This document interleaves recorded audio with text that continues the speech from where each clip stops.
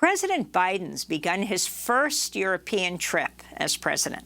After meeting British Prime Minister Boris Johnson today, Biden will take part in the G7 leaders meeting in Cornwall, then head to the NATO summit in Brussels. He'll end his trip in Geneva, where he'll meet Russian President Vladimir Putin June 16th. On Wednesday, President Biden addressed U.S. Air Force personnel stationed in Britain. We're not seeking conflict with Russia. We want a stable, predictable relationship.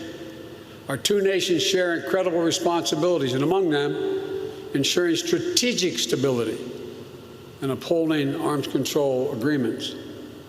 I take that responsibility seriously.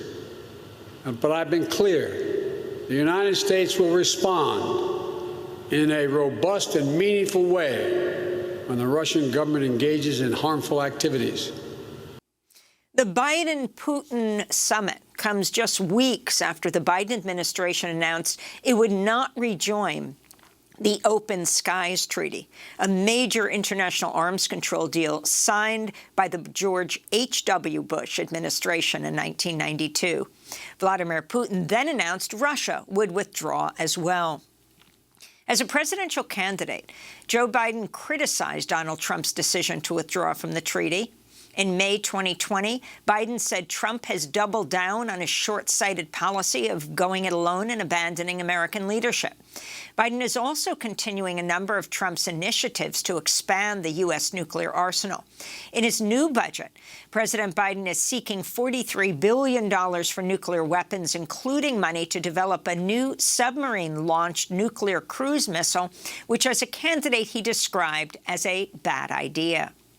Meanwhile, the International Campaign to Abolish Nuclear Weapons, or ICAN, has just published a report revealing a global spending on nuclear weapons increased by $1.4 billion last year, despite the pandemic. The report found the world's 9 nuclear-armed countries spent $72.6 billion on nuclear weapons in 2020. That amounts to nearly $138,000 every minute. The United States spent by far the most, $37 billion, 3 times more than the next country, China, which spent $10 billion. Russia was next at $8 billion, followed by the United Kingdom, France, India, Israel, Pakistan, and North Korea. ICAN released this short video to accompany its new report. $72.6 billion. That's how much the 9 nuclear-armed states spent on nuclear weapons in 2020. Taxpayer money during the worst global pandemic in a century, financing weapons of mass destruction. Although most countries support a global ban on nuclear weapons, these countries and companies spend billions to keep nuclear weapons in business. $72.6 billion for government agencies and private companies that build nuclear weapons. These companies fund major think tanks that write about nuclear weapons and hire lobbyists to make sure policymakers approve enormous nuclear weapon budgets the next year. This is the nuclear weapon funding cycle, a shadowy interplay between governments, private companies, think tanks, and lobbyists, all complicit in today's massive stockpiles of weapons of mass destruction. It's time to stop the cycle. It's time for the ban. That little report produced by ICAN. We're joined now by Alicia Sanders-Zakre, Policy and Research Coordinator for the International Campaign to Abolish Nuclear Weapons. The organization won the Nobel Peace Prize in 2017 for its work on the Treaty on the Prohibition of Nuclear Weapons. Alicia is the co-author of the new report, Complicit, 2020 Global Nuclear Weapons Spending. So you have a world where the wealthiest countries cannot find the means to inoculate the world, to get the vaccines necessary for the world to be protected from COVID-19, but are spending billions on nuclear weapons. Talk about how the whole system works. Talk about your report, Alicia. Yes, well, thank you so much for having me on and for sharing the report. Last year we did a report just on how much countries spent on nuclear weapons. We did the methodology to provide that estimate, which hasn't been done very much in the past. And this year, we wanted to show more of the big picture. Why is it that 9 countries are spending more than $70 billion on their nuclear weapons in the middle of a global pandemic? And so we looked at all of the pieces of the puzzle and the flow of money, the cycle of spending on weapons of mass destruction in just 1 year. And it's pretty shocking. We saw after those countries decided to spend $72.6 billion on their nuclear weapons, they gave out billions of dollars, over $27 billion in contracts to the defense companies that build and maintain these weapons. And then those companies kept spending money to make sure that they kept getting money in years to come. So they spent over $117 million lobbying policymakers to increase spending on defense. And they also spent up to $10 million funding almost all of the major think tanks that research and write about nuclear weapons. So these are all of the actors, all of the players in this dirty nuclear weapons business that we wanted to highlight and start to hold accountable. Alicia, you mentioned the companies. Could you name them and tell us how much money they made off these contracts? Absolutely. So in the report, we feature all of the more than 20 companies that are currently involved in producing nuclear weapons. So a lot of these companies have existing contracts that they're still fulfilling on nuclear weapons. But in 2020, 11 of those companies received new or modified contracts to work on existing or new nuclear weapon systems, amounting to a total of more than $27 billion. And there are, a number of companies involved, just to name a few.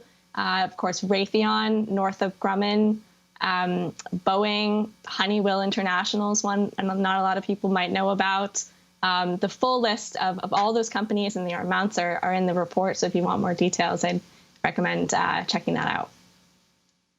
Now, Alicia, despite the fact that, as you document, the U.S. spent over $37 billion on nuclear arms in the last year, that figure is expected to exponentially increase, according to the Congressional Budget Office, in the coming year because of technological upgrades to the nuclear arsenal in the U.S. Could you talk about what we know about forthcoming increases in nuclear spending here?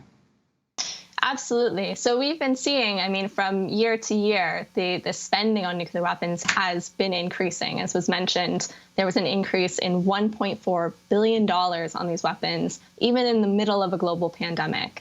And we know that that number is just going to continue to increase because of a recent report by the Congressional Budget Office looking at 10-year nuclear weapons costs, which found that there would be an increase of $140 billion over those 10 years compared to a previous 2019 report.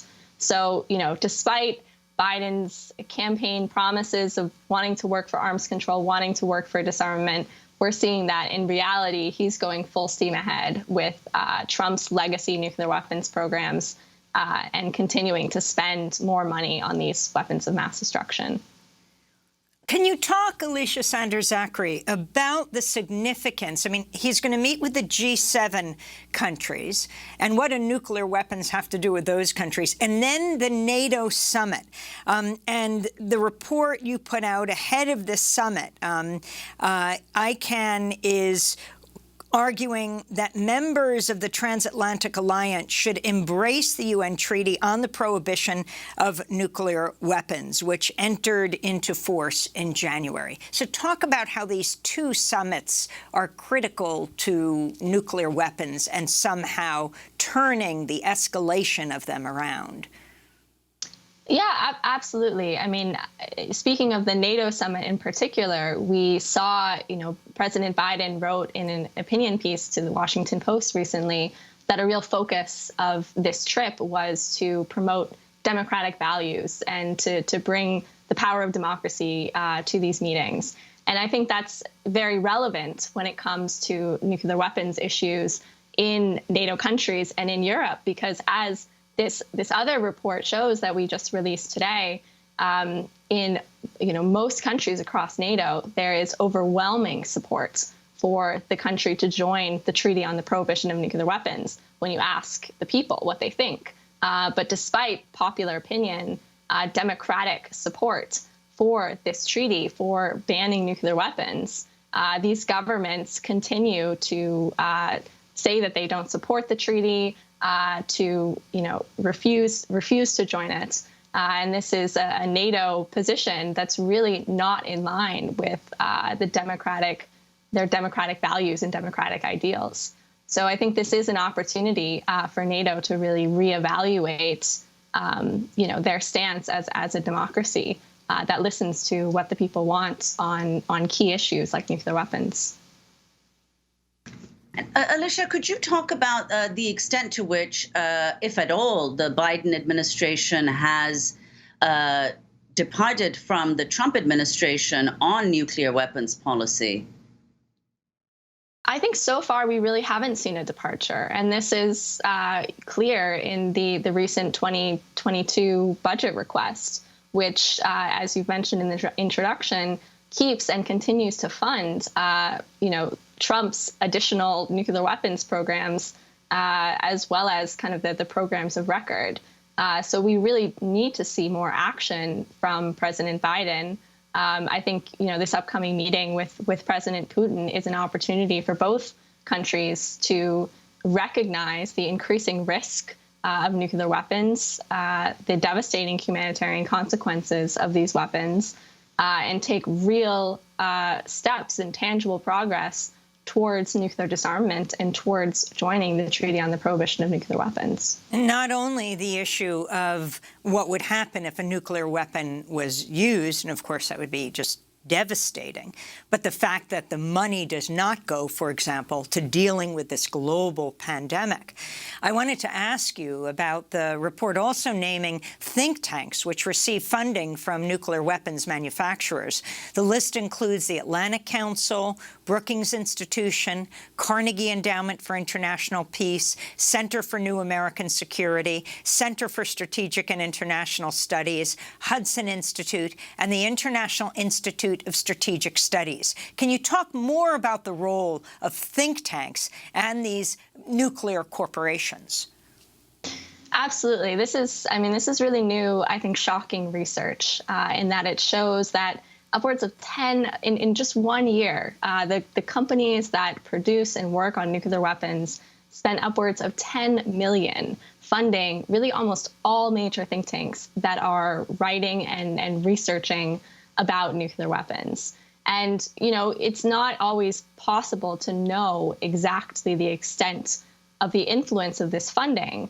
But what's really concerning is, I think, the depth and how widespread this funding is. It's not just one think tank. As I said, it's really most of the think tanks that are doing substantial work on nuclear weapons. And I think it's a systemic problem in the field that, think tanks should be asking themselves how can we actually come together and address the perhaps undue influence of nuclear weapon producing companies in this field, in this sector. As the Biden administration pours billions into developing new nuclear weapons, nuclear resistors are still going to prison for opposing U.S. nuclear policy. On Wednesday, Mark Colville, a member of the Kings Bay Plowshares 7, reported to prison. He was sentenced in April to 21 months in prison, breaking into the Kings Bay Naval Submarine Base April 4th, 2018, on the anniversary of the assassination of Dr. King. Colville and 6 other activists entered the base armed with hammers, crime scene tape, baby bottles containing their own blood, and an indictment charging the U.S. government with crimes against peace. 2 other members of the Kings Bay Plowshares 7, Martha Hennessy and Carmen Trotta, were recently released from prison. Martha Hennessy is the granddaughter of Dorothy Day, one of the founders of the Catholic worker movement. Your final comments on the role of activism when it comes to nuclear weapons. I think it's absolutely essential. At the end of the day, these are weapons of mass destruction, and they've now been made illegal under the Treaty on the Prohibition of Nuclear Weapons. due to the collaborative work of activists and diplomats and scientists and researchers and people all around the world. And so we really need activism to change the status quo and to finally get rid of these weapons of mass destruction.